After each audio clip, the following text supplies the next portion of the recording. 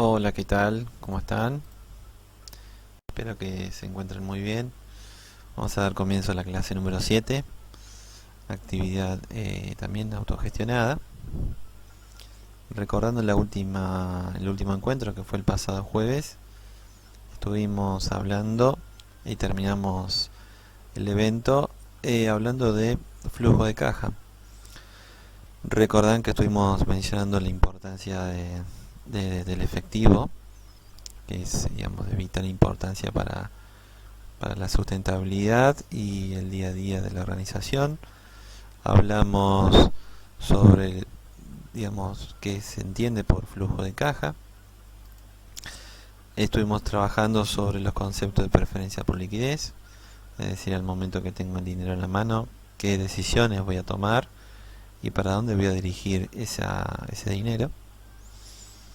Este habíamos culminado el encuentro trabajando los conceptos de flujo operativo, flujo de inversión, flujo de financiamiento, que justamente es el desarrollo en el cual un flujo de fondo debe estar, digamos, compuesto.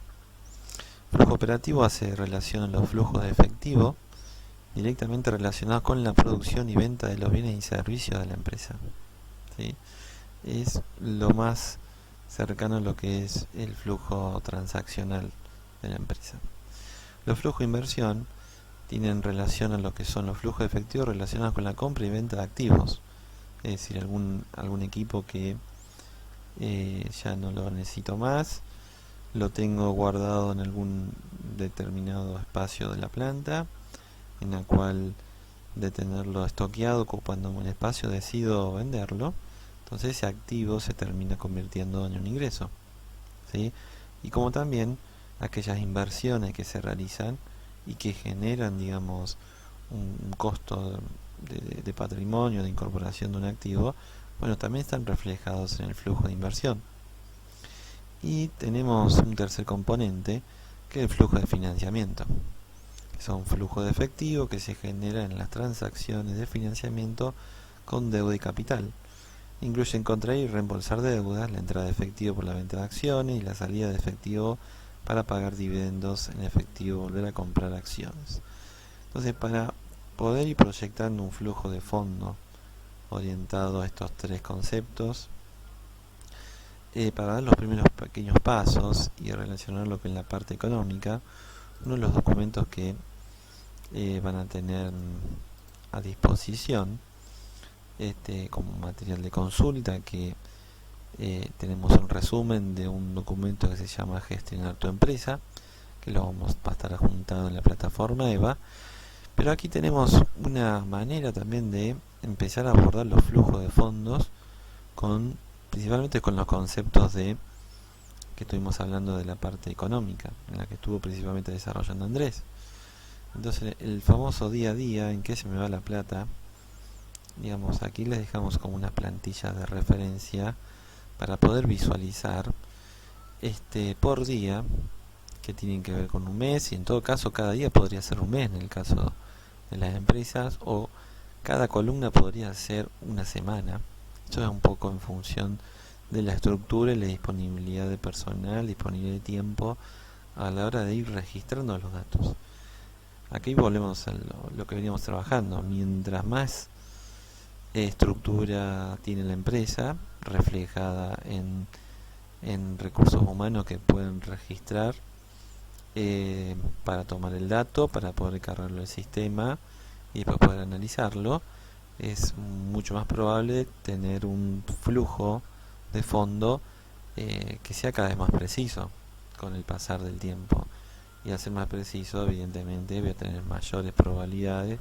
La probabilidad de tomar mejores decisiones siempre es más conveniente con, digamos, teniendo la mayor precisión.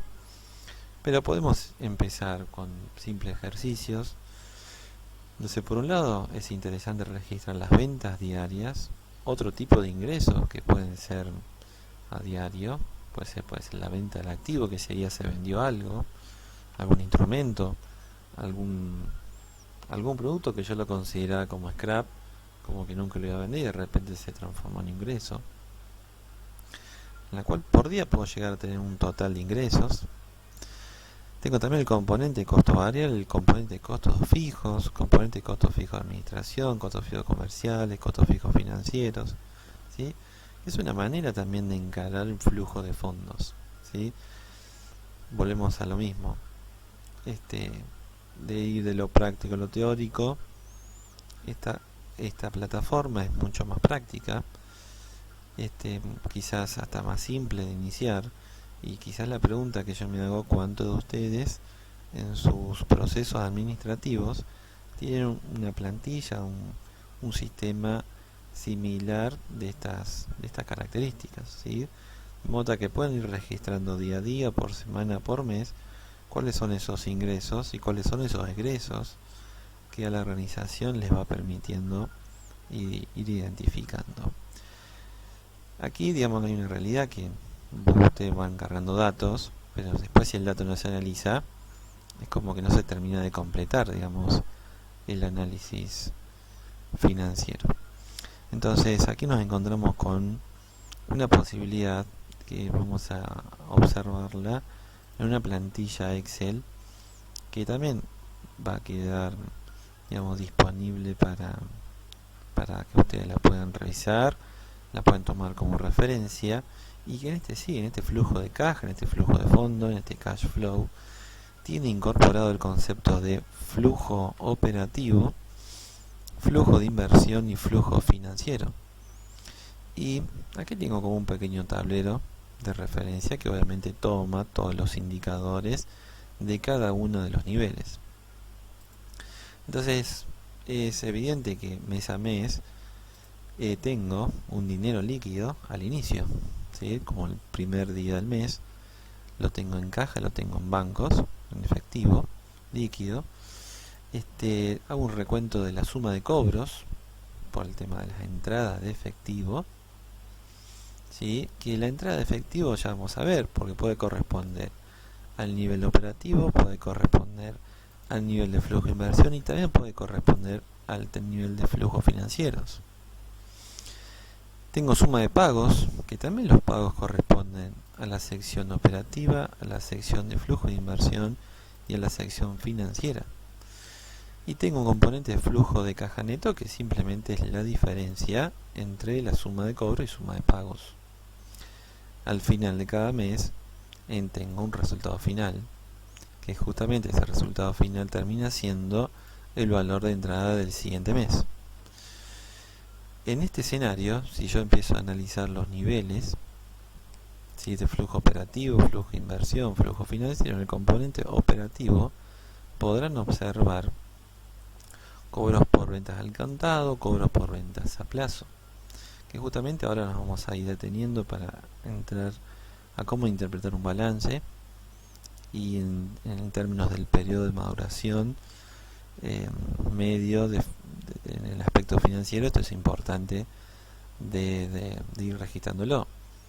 Aquí también es importante poder segmentar esos clientes que me pagan al contado, que me pagan los 15 días, que me pagan tarjeta de crédito, poder ir identificando los tipos de clientes, las formas de pago, en la cual puede haber una variación en las formas que me va generando el ingreso de dinero, ¿sí? Entonces, tengo estos cobros, tengo pago de nóminas, ¿sí? Puede ser de personal, pago de aporte a seguridad social, pago de proveedores, pago de arrendamientos, pago de servicios públicos, pago de impuestos, ¿sí? Recordemos que aquello operativo es lo que la empresa necesita cubrir para mantenerse activo, ¿sí? Es aquí el lugar donde nos vamos a encontrar preferentemente todo lo que tiene que ver con activo circulante y pasivo circulante. Cuando hablamos de flujo de inversión podemos encontrarnos, ¿sí?, pagos por compras de activos, ¿sí? Compras de activos que pueden ser desde un utilitario, puede ser una herramienta, todo aquello que necesitamos incorporar para fortalecer nuestra estructura, que es la que agrega valor al proceso. Puede ser una balanza, ¿sí? Puede ser el pago de una marca una marca de una empresa, puede ser el pago de una propiedad de marca, ¿sí? Un registro. Bueno, digamos, al momento de ejecutar y hacer, digamos, el pago del activo, lo voy registrando, pero también aquellos activos que voy incorporando, puede también surgir la necesidad de generar una salida de ese activo, ya sea en la condición que sea, ¿no? Porque un momento puede ser un activo, que puede ser una existencia, que puede ser material que ya no lo utilizo, puede ser cartón que ya no lo utilizo, puede ser acero que ya no utilizo. El acero inoxidable tiene un valor en el mercado importante, en la cual si yo de vender ese activo, también se termina siendo un ingreso, ¿sí?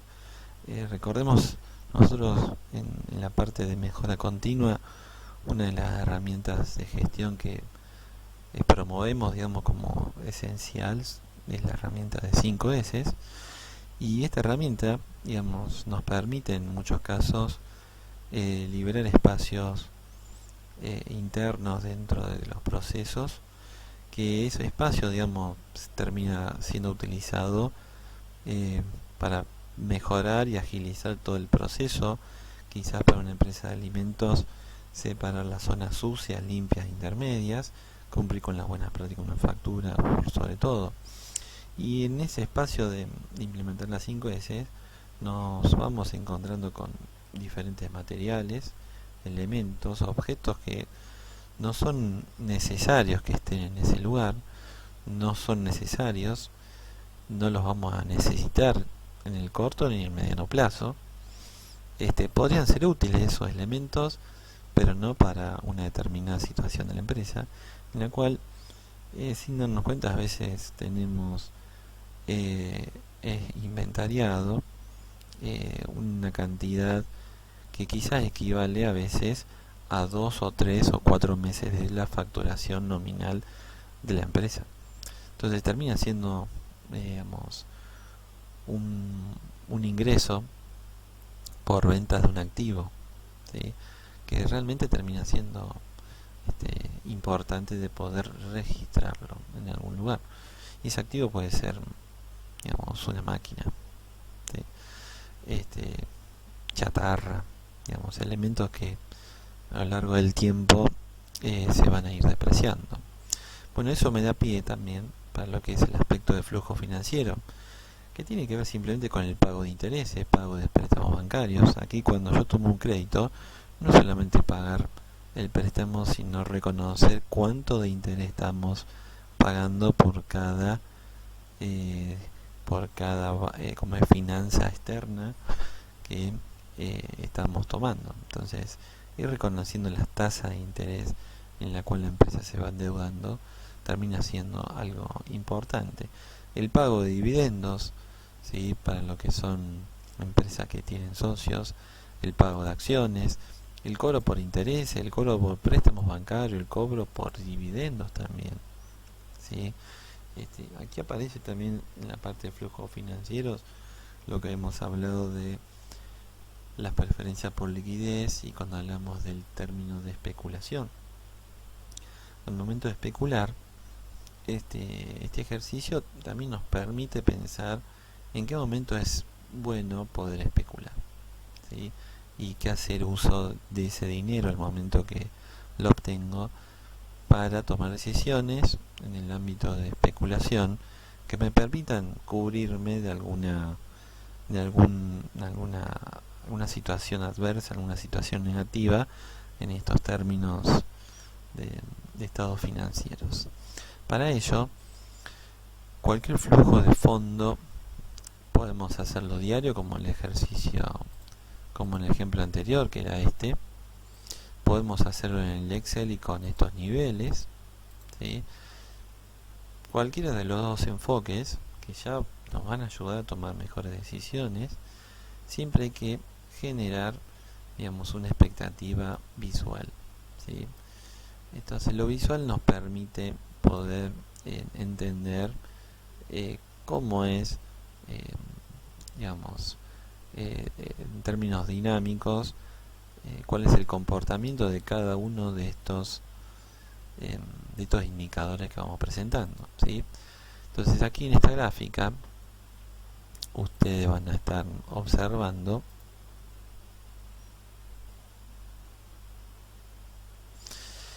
dos curvas, ¿sí?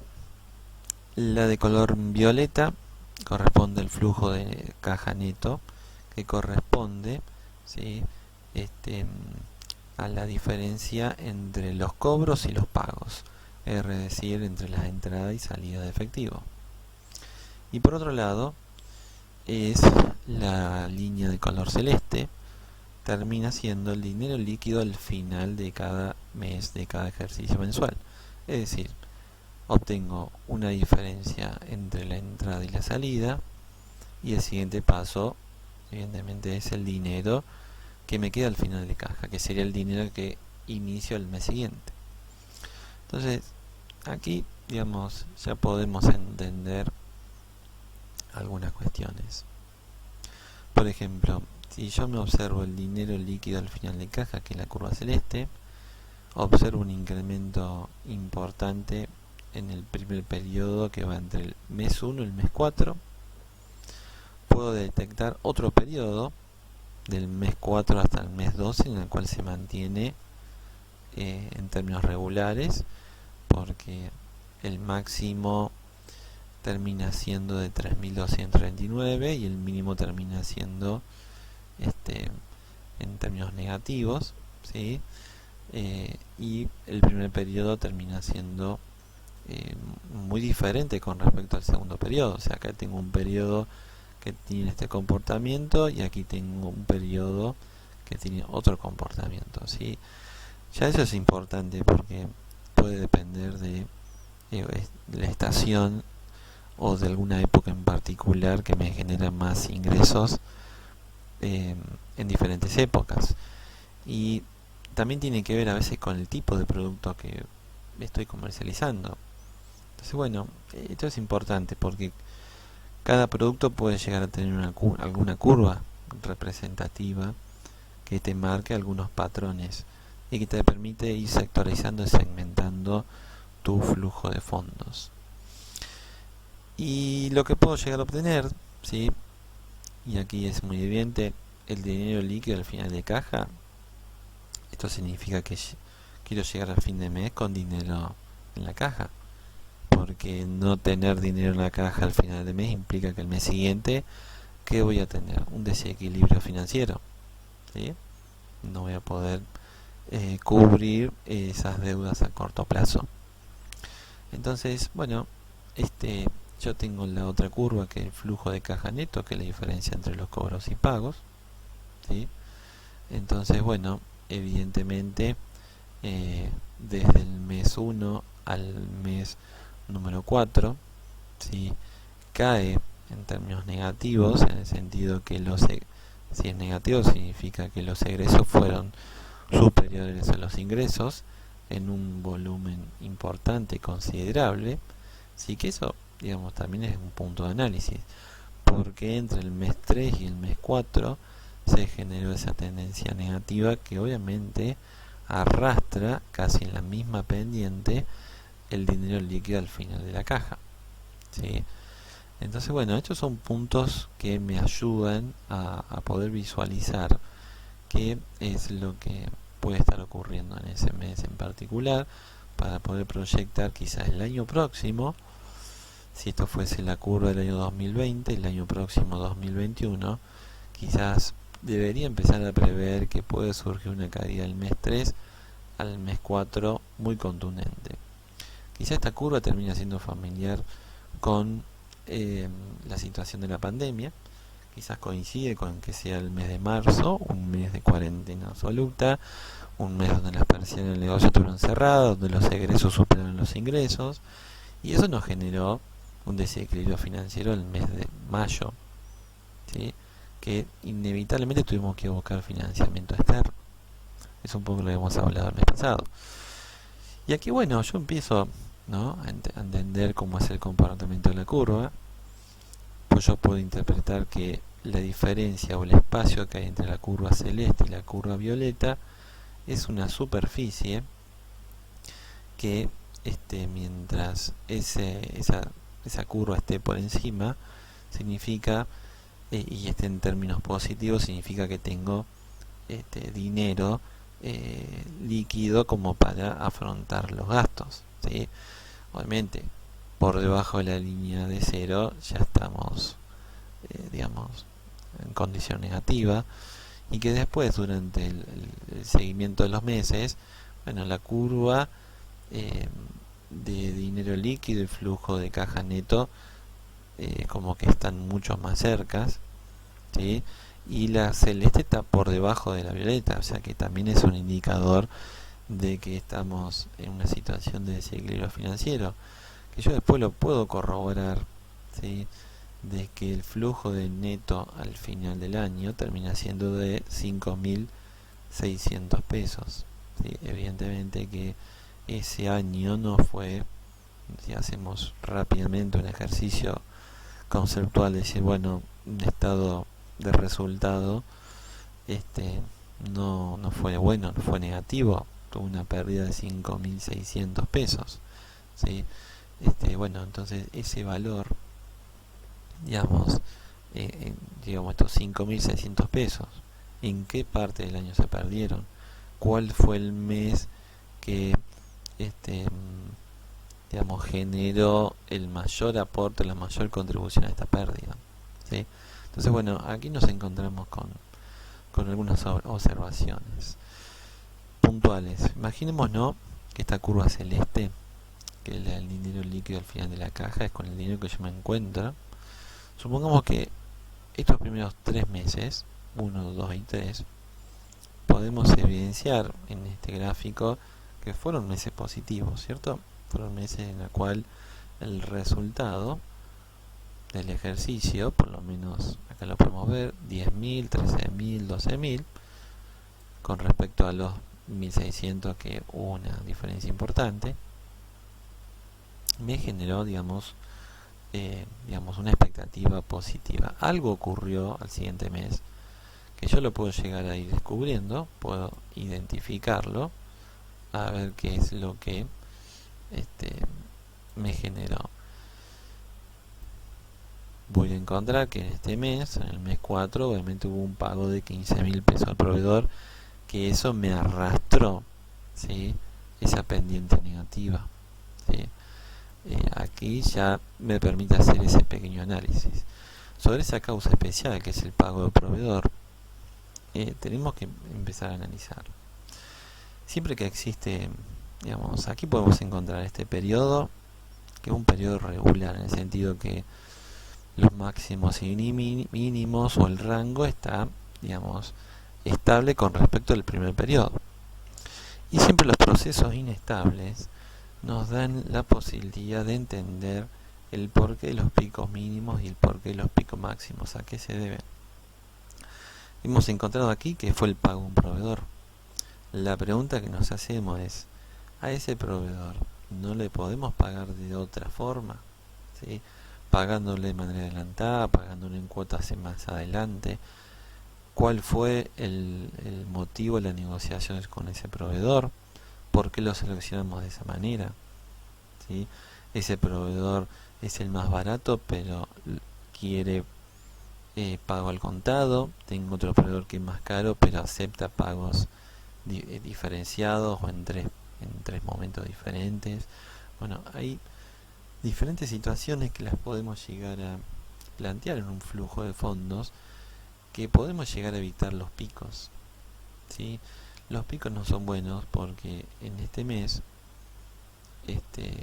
genere, digamos, una desviación de liquidez para el pago de un proveedor, que está en la parte del flujo operativo, pero inevitablemente al mes siguiente me genera un desequilibrio financiero, que voy a tener que ir a buscar a la banca privada para financiarme y poder cubrir los flujos operativos necesarios para mantener el movimiento. O sea que tarde o temprano el interés por una decisión lo termino pagando. Aquí nos pueden aparecer varias alternativas. En principio los picos son importantes. Este pico positivo entre el mes 1, 2 y 3 Imaginémonos una montaña, imaginémonos el pico de esa montaña, en esta época de invierno las cordilleras y algunas sierras, principalmente de Argentina, y en este preciso instante hay una ola de polar que seguramente Uruguay también están afectados, en la cual vamos a encontrarnos que en el pico de la montaña vamos a encontrarnos nieve. Entonces imaginemos que esta curva celeste tiene similares características a una montaña. Pensemos que en este pico, desde este punto a este punto, es el pico de la montaña que tiene nieve. Imaginemos que este pico de nieve que representa dinero, dinero que podemos haber ahorrado, dinero que podremos haber utilizado, ¿a dónde? En un flujo financiero.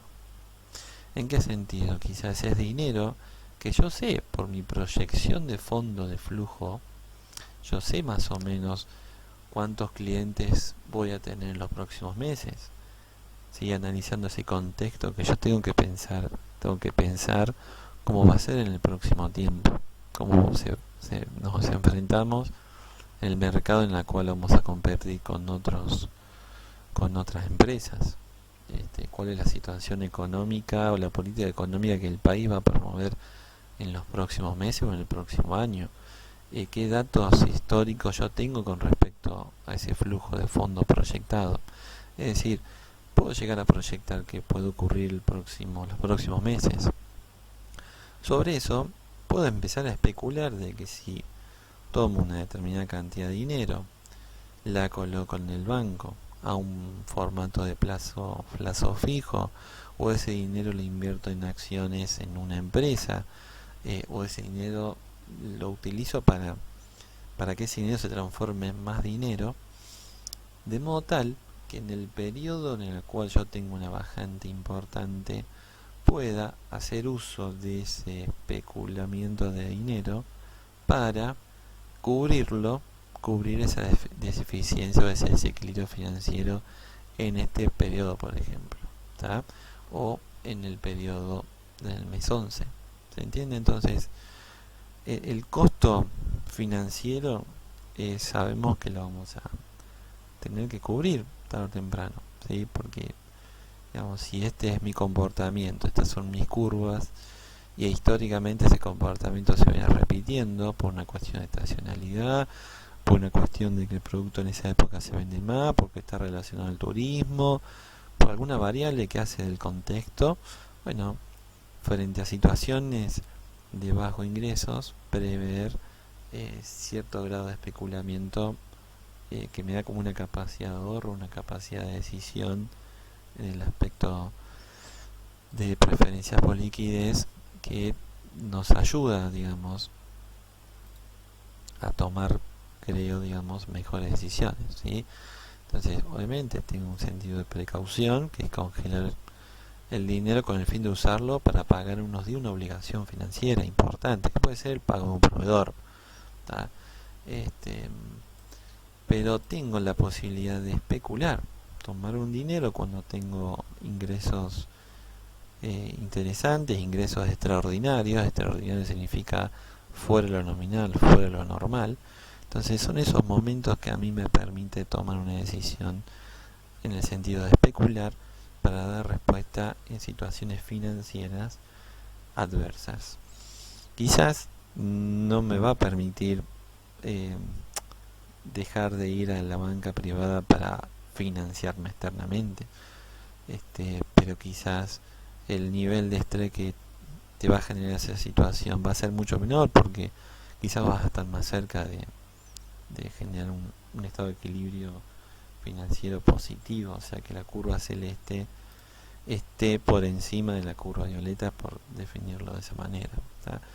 O sea que si algunos de ustedes no tienen un flujo de fondos con estas características, lo que les sugerimos nosotros, por lo menos, imagínense que esta curva celeste es la curva de facturación, piénsenlo de esa manera, ¿sí?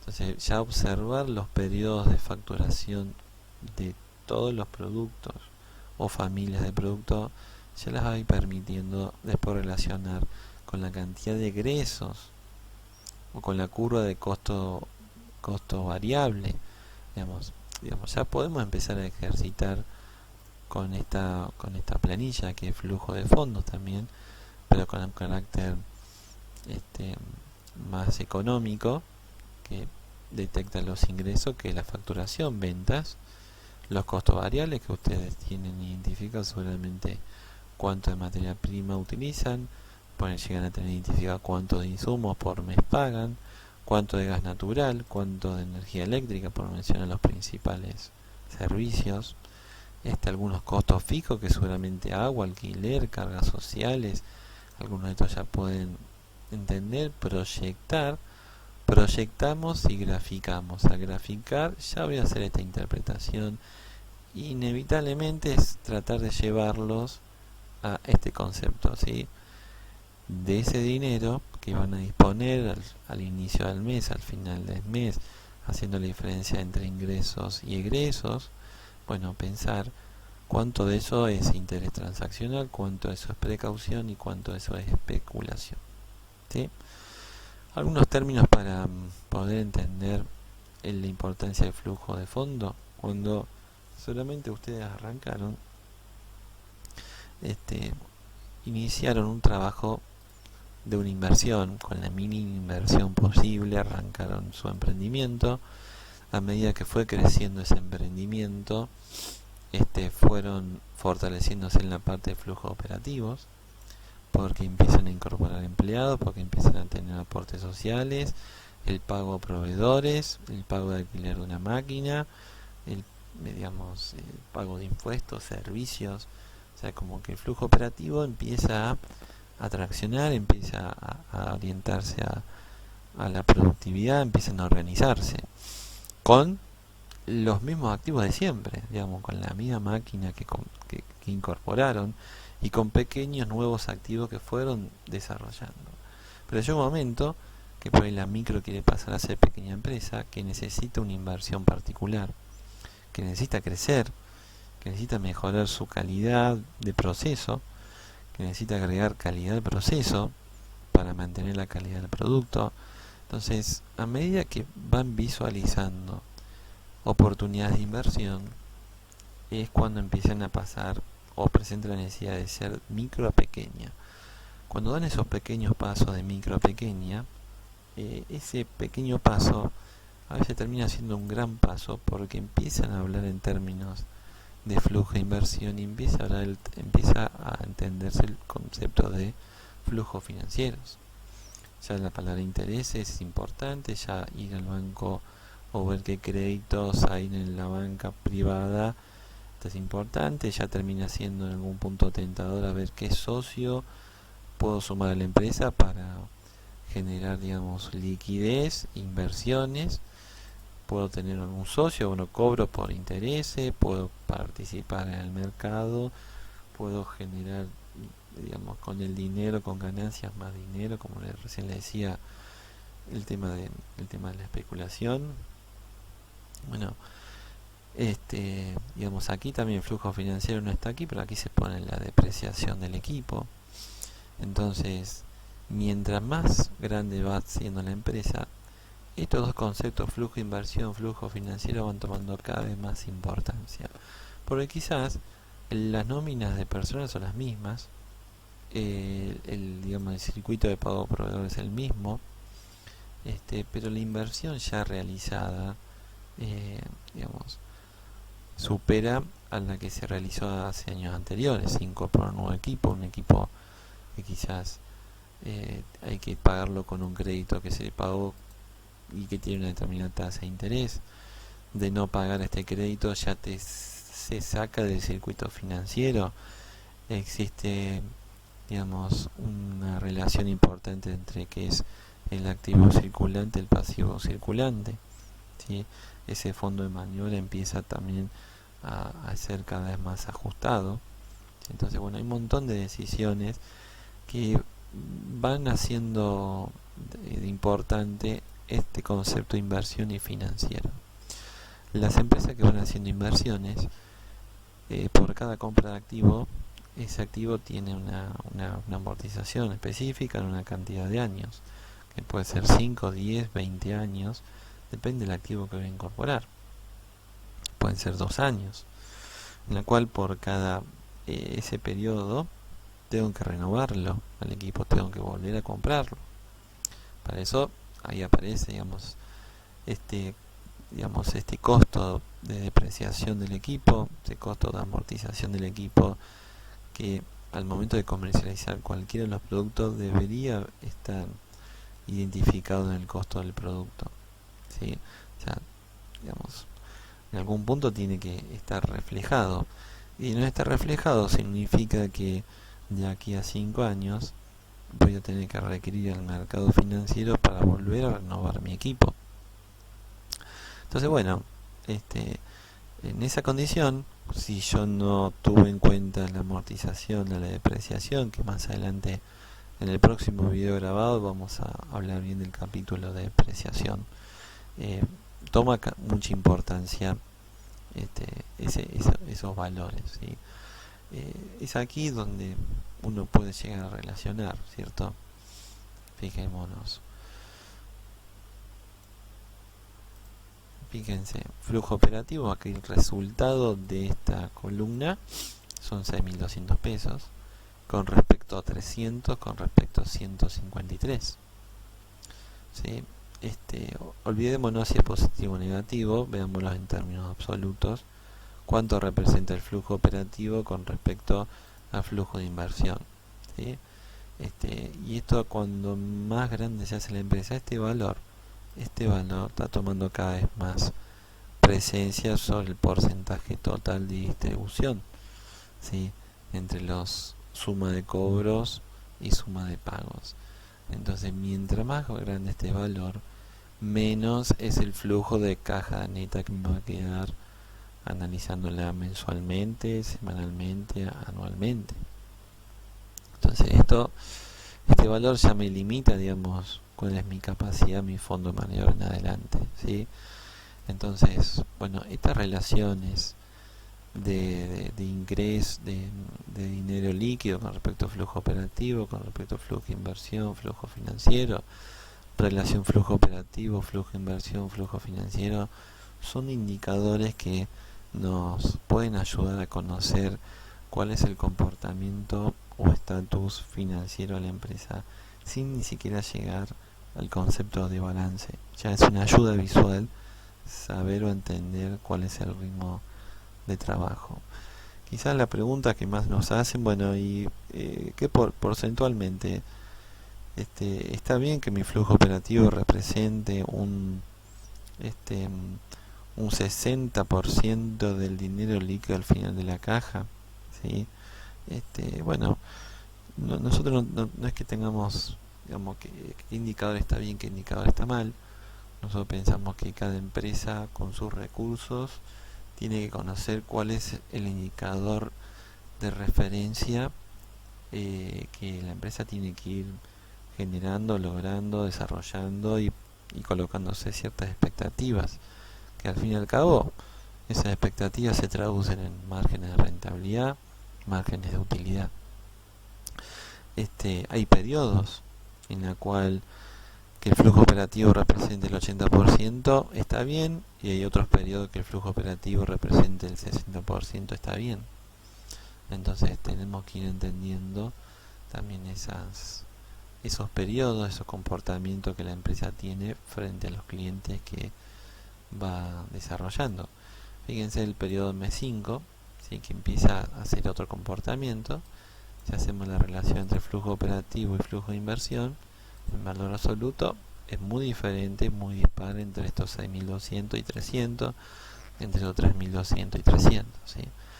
Entonces, cada periodo tiene sus referencias, y esa referencia está bueno que cada empresa lo vaya planteando y resolviendo. Quizás como ejercicio de aquí con ustedes, empezar por este formato es una buena forma. Llevarle una curva de este estilo es excelente, y a lo que hay que aspirar y a lo que hay que llegar es esta forma de ver todas las entradas y salidas que va teniendo la empresa bajo estos conceptos. Esto sí, es importante de poder trabajarlo.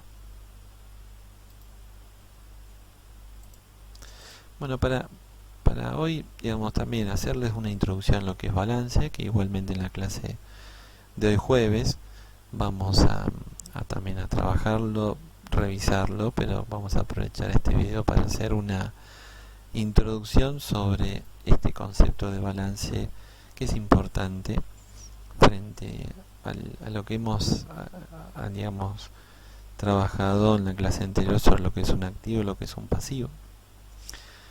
El balance, digamos, es el estado financiero, ¿sí? Tienen que ver con lo jurídico también. Lo jurídico hace relación a que el activo, o sea, es un bien, tiene que ver con un derecho, ¿sí?, adquirido, y el pasivo comprende obligaciones, generalmente obligaciones de pago, como lo hemos observado. El balance tiene la posibilidad de poder analizar justamente flujos de efectivo, que pueden ser diferentes divisas.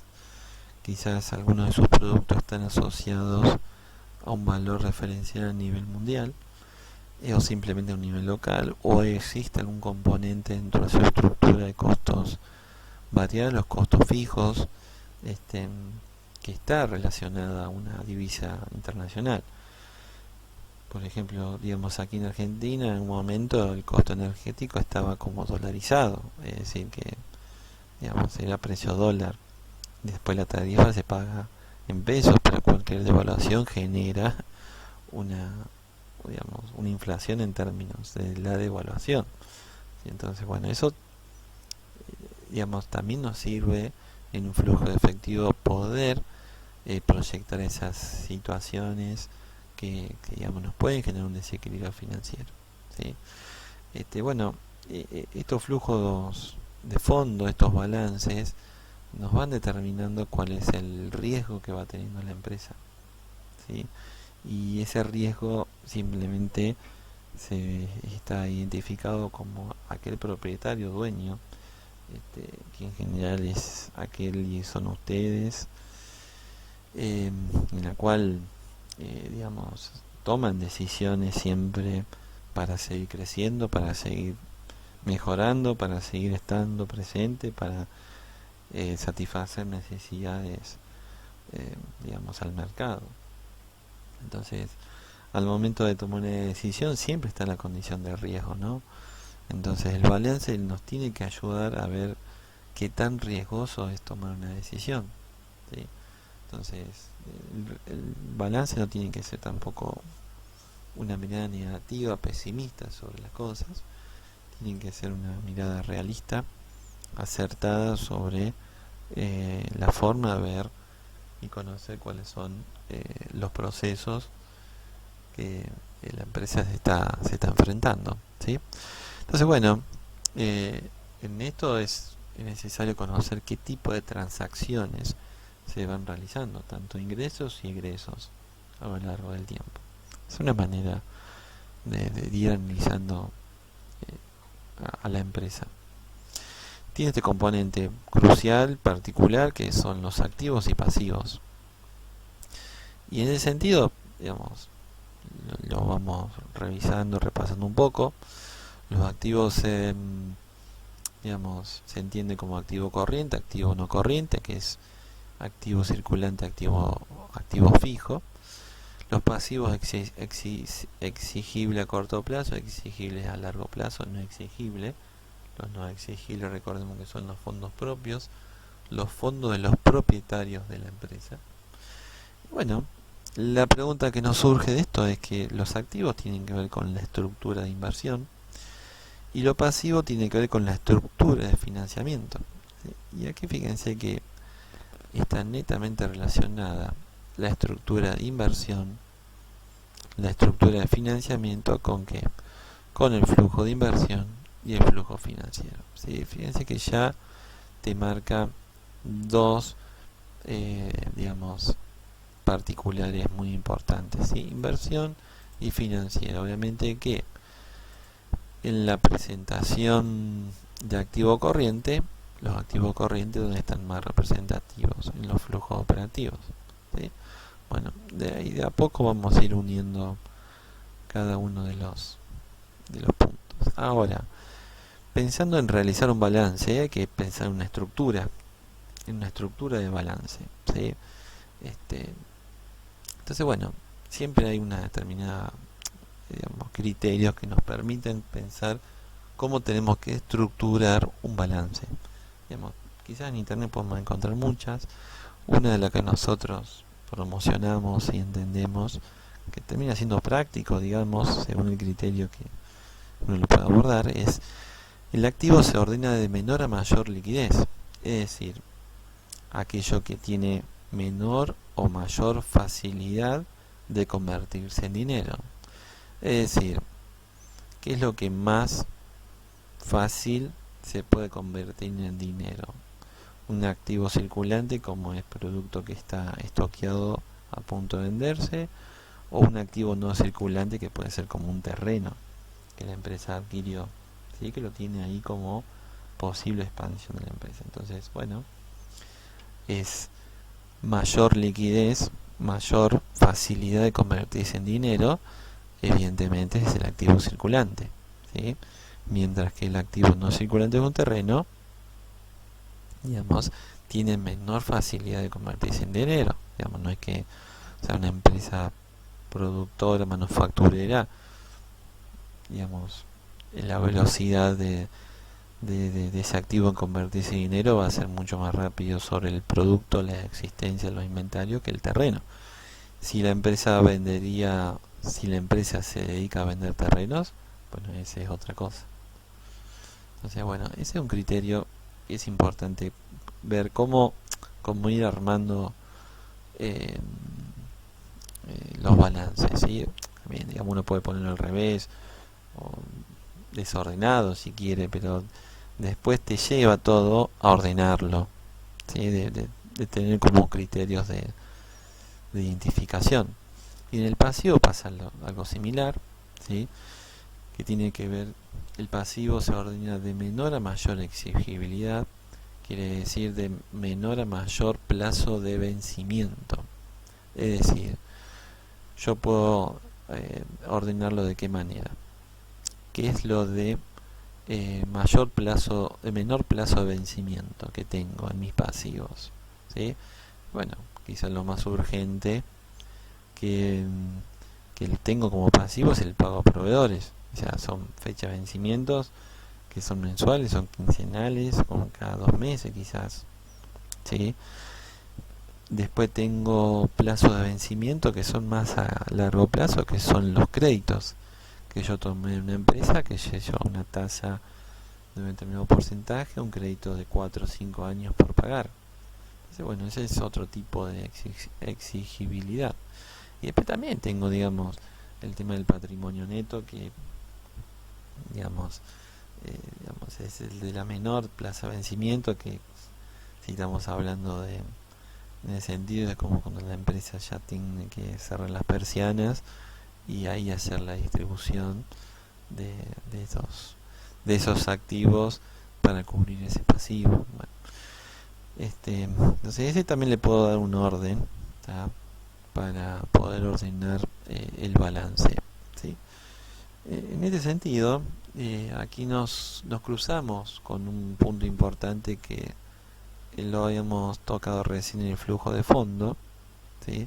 Cuando hablamos del tema de los cobros al cliente, y lo habíamos hablado en la clase anterior, que tiene que ver con el ciclo de cobro de cada una de la empresa, y a su vez el ciclo de cobro de algunos productos, una familia de productos, digamos, y tiene que ver con esa cartera de clientes en la cual ustedes van comercializando.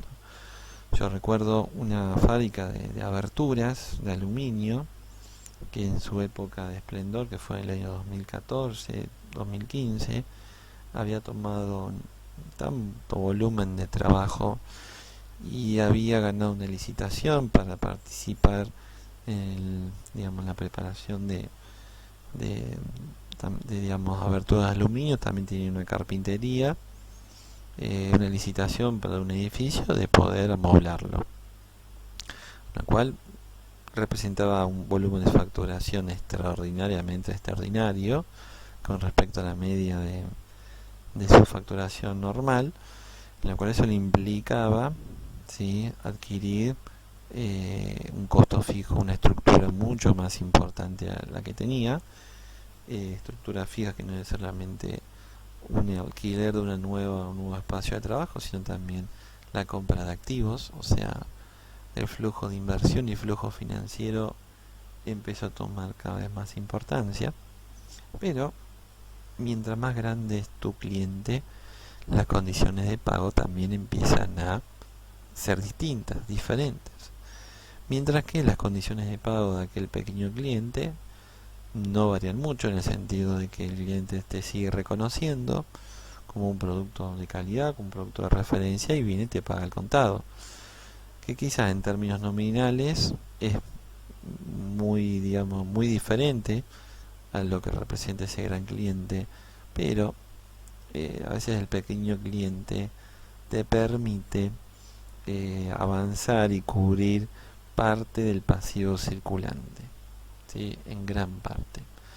Entonces, bueno, por eso es importante conocer cuáles son los ciclos de cobro que tiene la empresa, que lo vamos a ver con un particular detenimiento. Entonces, en ese contexto, ¿cómo podemos leer un balance? Nosotros tratamos de reconocerlo como estos cuatro indicadores, cuatro referencias que en la clase de hoy vamos a poder detenernos con más precisiones. El primer punto es la liquidez. Tenemos ciclo de negocios, que tiene que ver con el ciclo de cobro, el endeudamiento y la rentabilidad de la empresa. La liquidez, un poco lo estuvimos observando en la clase pasada, es la capacidad de la empresa para cumplir sus compromisos de corto plazo con sus activos de corto plazo. También es conocido como ratio de solvencia. Acá vamos a ver un pequeño ejercicio, que el fondo de maniobra, la diferencia entre activo circulante menos pasivo circulante. También es reconocido como el índice de liquidez o solvencia, que es en términos porcentuales. Vos podés medir la capacidad para cubrir las deudas a corto plazo, ¿sí? En términos porcentuales te permite compararte, ¿sí?, comparar, digamos, quizás entre diferentes productos de tu empresa. Ya vamos a ver cómo se puede hacer esa distribución, o quizás compararte con algún competidor. Ya vamos a ver qué índice de liquidez o solvencia tienen otras empresas en otros lugares. Ahora, veamos un poco más. Una empresa, ¿sí?, que tenga un activo circulante mucho mayor que otra, ¿significa que sea más solvente?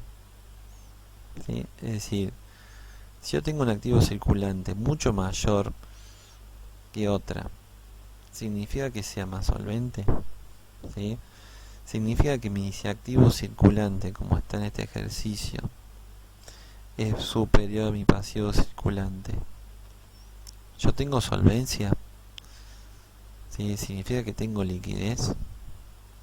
Evidentemente, digamos, esta diferencia entre 6.000 pesos de activo circulante menos pasivo circulante 2.000, tengo un resultado de 4.000 pesos. Yo puedo llegar a entender de que tengo solvencia, o sea, tengo liquidez para afrontar los gastos de pasivo circulante con total normalidad. Pero también hemos entendido de que el activo circulante también está compuesto por inventarios que uno lo puede valorizar. Y en algunos casos las empresas tienen inventarios, digamos, importantes de ser considerados, ¿tá? Entonces, como que ustedes el día de mañana van y le sacan una foto a la empresa, la detienen y tratan de valorizar todo el inventario que tienen en circulación, tanto en materia prima, tanto en proceso de producción, en proceso de transformación, en proceso de estacionamiento, y también en la góndola de su estantería o cámara de producto final. Entonces, si descomponemos el activo circulante, yo puedo tener tesorería entre el dinero en la caja, digamos, en el banco, en el depósito, puedo tener 2.000 pesos y tengo una valorización de 4.000 pesos. Yo haciendo este ejercicio, también el resultado es de 4.000, pero realmente, ¿sí? Tengo 2.000 pesos y tengo que cubrir 2.000 pesos pasivo circulante. Es decir, que mi fondo de maniobra en términos de liquidez, eh, estoy a cero.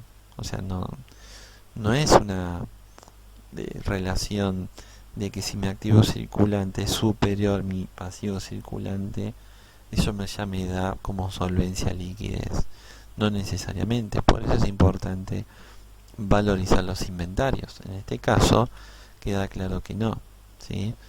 Y en este caso, digamos, nos aparece un ratio más, un indicador, que en algunos casos es conocido como la prueba ácida, ¿sí? Que bueno, justamente es este mismo ejercicio, ¿sí? Tesorería más inventario menos pasivo circulante, digo pasivo circulante. Este indicador, ¿sí? Debería ser mayor que uno, porque si no es mayor que uno, voy a tener que requerir algún adelanto, o a no pagar a algún proveedor, o atrasarme con el pago, porque o tengo que vender de repente ese inventario, poder colocarlo rápidamente en el mercado para, digamos, generar mis ingresos de manera rápida, ¿sí? Entonces, aquí es importante, digamos, aquí hay una aclaración, digamos, que lo colocamos, que los activos no siempre valen lo que se dice ser. A veces uno no se da cuenta toda la plata que tiene estoqueada, digamos, inventariada, y eso también incluye envases, incluye cualquier tipo de packaging, ¿sí? Cualquier tipo de, hasta de impresoras, máquinas, o sea, todo aquel activo, todo aquello tangible que yo vea que está inmovilizado, digamos, es de atención, es de pura atención, ¿sí? Nosotros usamos también una referencia que es todo lo que está quieto, tarde o temprano se pudre, digamos. O sea, si usted tiene un terreno y el terreno lo deja, digamos, sin mantención, tarde o temprano se va a llenar de pastizal, se va a llenar de animales, te van a tirar una bolsa de basura, o sea, se termina ensuciando, se termina contaminando. Eh, digamos, un charco de agua que no tenga circulación, que no tenga una entrada, una salida, se termina pudriendo. Un auto que se lo deja estar, se viene abajo. O sea que el inventario lo mismo, hay que darle circulación, porque después termina siendo un costo importante. Por eso, digamos, hay que prestar atención en ese sentido para trabajarlo. Es lo que siempre está, son los pasivos. Los pasivos circulantes es importante de poder cubrirlo. El periodo medio de maduración, que es un poco el ciclo de negociación, esto es sumamente importante. Está bueno que ustedes hagan el ejercicio de entender y conocer cómo es su circuito de periodo medio de maduración. ¿Esto qué significa?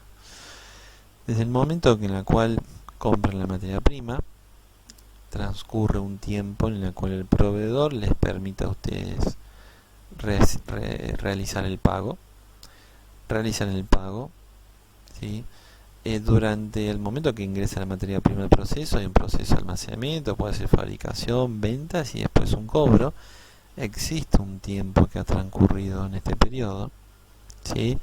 Y esta diferencia entre el periodo medio de maduración y el periodo medio de pago, ¿sí? Resulta esa diferencia del periodo medio de maduración financiero, ¿sí? Entonces, bueno, en este sector, ¿sí? Para algunos clientes, para algunos proveedores, ¿por qué puede pasar? Que algún proveedor, este plazo de pago se extienda hacia la derecha o sea totalmente de manera anticipada, ¿sí? Si bien el principal comprador es el productor de leche, o sea, el principal proveedor es el productor de leche, pero también pueden tener proveedores como los que prestan servicios en la cámara de frío, lo que prestan servicios en la parte de soldadoras, lo que prestan servicios de logística. Bueno, hay otros proveedores que también hay que entender cuál es el periodo medio de pago para la prestación de servicios, ¿sí? Que también nos ayudan a entender, digamos, por dónde o en qué momento se puede generar un desequilibrio financiero. Ahora, este concepto, ¿es necesario instalarlo para todos los proveedores? No necesariamente. Entonces, como lo recién, lo ideal es como que para cada proveedor tener identificado esto. Pero para eso estuvimos viendo en las primeras clases la parte económica para poder identificar, ¿sí? Aquello que representa mayor porcentaje o mayor presencia de un costo fijo o de un costo variable sobre la estructura de costos. Entonces, si la leche representa un costo alto en la estructura de costos, o en el precio, digamos, la leche es determinante, entonces, bueno, sí, hay que conocer cuál es el periodo de pago, hay que conocer y calcular el periodo medio de maduración financiera, y poder ir proyectando sobre estas situaciones. Nosotros aquí, un ejercicio que les hacemos hacer a las empresas en primera instancia es poder segmentar a sus clientes. Para nosotros es importante que ustedes conozcan quiénes son sus clientes, qué mercado tienen sus clientes, qué proyección tiene su cliente. Pues bueno, uno puede, si entiende el cliente, también puede acercar una propuesta mucho más acertada al cliente y también de mayor conveniencia para la empresa que provee a ese cliente, ¿sí? Y hacer ese ejercicio de cuál es el periodo medio de financiamiento, ¿sí? Que tiene cada cliente y que resulta de cada uno de los proveedores. Entonces, por quizás este termina siendo un periodo de análisis de selección de proveedores según el periodo medio de pago, ¿sí? No solamente el precio del producto, ¿sí? En la cual uno termina pagando el litro de leche, por decirlo así, sino también tiene que ver con el periodo medio de pago. Digamos, es ahí donde la parte financiera aparece, digamos, como un valor importante. Pensemos que si ustedes empiezan de repente a comercializar sus productos a una cadena de supermercados grande, digamos, de la ciudad o a nivel nacional, seguramente las condiciones de pago de ese cliente hacia ustedes van a ser muy diferentes. Entonces, el ítem de cobro PMC, este ítem se va a agrandar hacia la derecha, ¿sí? Entonces, el periodo medio de maduración financiera significa que es mientras más grande es este espacio, más capacidad o más espalda financiera la empresa necesita, ¿sí? Porque hasta no haber logrado el cobro, no va a poder cerrar el circuito al momento que se realizó el pago de la materia prima, ¿sí? Entonces, ¿cuánto es este espacio? ¿Cuánto tiempo transcurre de que yo le pago la materia prima al productor hasta que esa materia prima que se transformó en un producto, que ese cliente lo abonó, entró al circuito? Obviamente, ¿cuánto es ese tiempo? Bueno, ese tiempo es importante porque, digamos, no fue otra que la espalda financiera de la empresa soportando ese tiempo de cobro, ¿sí? Entonces, bueno, ese ejercicio hay que hacerlo. A veces sorprende. Si volvemos al ejercicio, yo le decía a la empresa de aberturas, bueno, la empresa tenía retraso de 6 meses en el pago. Y también fue una época similar como el termotanque solar, el caso que yo lo había mencionado, que llegado el fin de año, llegado el mes de diciembre, en Argentina se paga medio aguinaldo para ese mes, el empresario tenía colapsado de materia prima, volumen de producción bastante elevado. Nosotros fuimos para mejorar la productividad del proceso, pero cuando empezamos a analizar los aspectos financieros, porque nos genera mucha intriga el hecho de que faltaban pequeños componentes, un tornillito, pequeños insumos que no generaban de que el producto no se llegue a finalizar.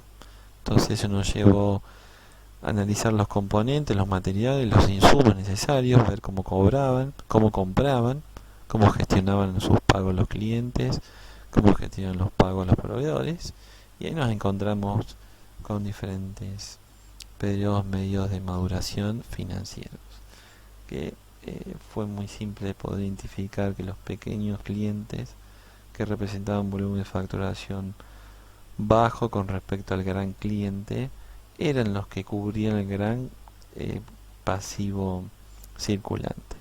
Pero bueno, la incorporación de un costo fijo por el alquiler de la nueva nave, por la compra de una máquina, por el pago del crédito, generaba de que la empresa tenía que buscar financiamiento externo. Llegado el mes del pago del aguinaldo, la empresa no tenía. Yo recuerdo que estuvo a punto de vender una casa que hacía poco tiempo había adquirido, vender la casa para pagar el sueldo de los empleados.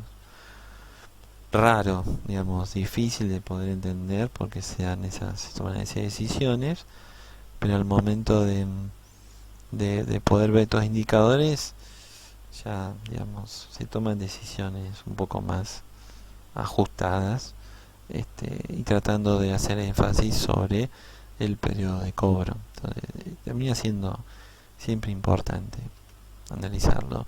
Bueno, acá hay algunos ejemplos, como fue el de recién, solamente con otro tipo de gráficas, ¿sí? Entonces, bueno, tengo el plazo de pago proveedor, es pago, y la columna, la barra de color verde es justamente ese periodo medio financiero que tengo, ¿sí? Pero también, ¿qué puede pasar? ¿Sí? Que, digamos, el proveedor, ¿sí? ¿Qué me dice a mí? Págame a 60 días, o yo negocio con el proveedor que le voy a pagar a 20 días, ¿sí? Mientras que al momento de que yo genero ese trato con el proveedor, en ese momento ya me ingresa la materia prima en un proceso, yo la empiezo a procesar, la comercializo, ¿sí? Ya tengo el dinero, pero como el proveedor quiere que yo le pague o negocie pagarle a los 20 días, yo en otra manera que hice yo, digamos, generé una facturación en un periodo, ¿sí? Que con, digamos, con el crédito que tomé del pago del proveedor, por no pagarle a él, yo tengo dinero en circulación, quizás para afrontar otra inversión o pagar una deuda con dinero que le tengo que pagar al proveedor. Entonces acá tengo un plazo medio de maduración negativo, que en sí de otra manera es como que en este caso el proveedor me está financiando a mí, ¿sí? Y a un costo cero, ¿tá? Entonces aquí no requiero financiamiento externo o espalda financiera para ese trabajo, ¿sí? Estos son los menores casos que pueden ocurrir para micro y pequeñas empresas, pero cuando hablamos de grandes empresas, sí ocurre esto, ¿sí? Entonces yo genero un pago al proveedor, le digo, bueno, yo a vos proveedor te voy a pagar en 20 días, pero necesito que me entregues el producto en tal fecha.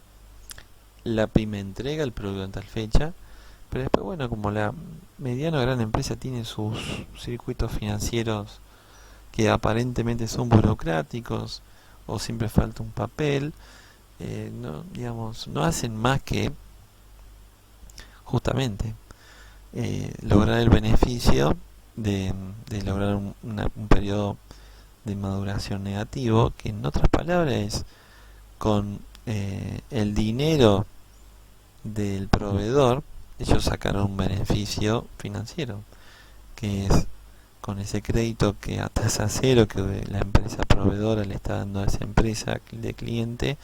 Bueno, ellos lo van cubriendo para ir pagando deudas a corto plazo. Es como que están cubriendo su pasivo circulante, otros pasivos circulantes por encima del pago al proveedor.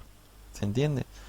Bueno, digamos, esto es importante ir conociéndolo, ¿sí? Cómo es, eh, cómo puede ser el tratamiento de tu cliente hacia la empresa y cómo puede ser tu tratamiento frente a tu proveedor, ¿no?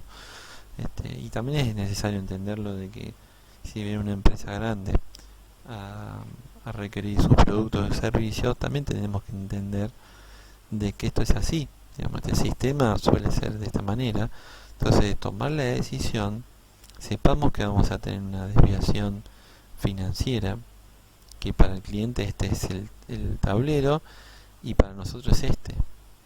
¿Sí? Yo, o sea, soy empresa proveedora de una gran empresa, este es mi tablero. Y el tablero de la gran empresa es este. ¿Sí? Entonces, bueno, yo tengo que entender que si asumo el compromiso o el contrato o la licitación para una empresa grande, la empresa grande va a tener este periodo de maduración financiero, o sea, mientras que yo como proveedor voy a tener este. Es decir, aquí voy a tener un lapso de aproximadamente casi 20 días, 17, 18 días, en la cual voy a tener que tener una espalda financiera para dar soporte a los trabajos. Bueno, acá hay un simple ejemplo de como si fuese un servicio de consultoría, como por ejemplo el servicio de consultoría de INTI, que a medida que avanza el proyecto, ¿sí? El servicio de INTI también va recibiendo, digamos, los pagos por parte de la empresa. Entonces aquí no se le generaría, digamos, un problema financiero a la empresa, ¿sí? Porque a medida que se avanza se va pagando. Esto sería también, ¿no?, una condición ideal. Así como contratamos albañiles, que se paga según el avance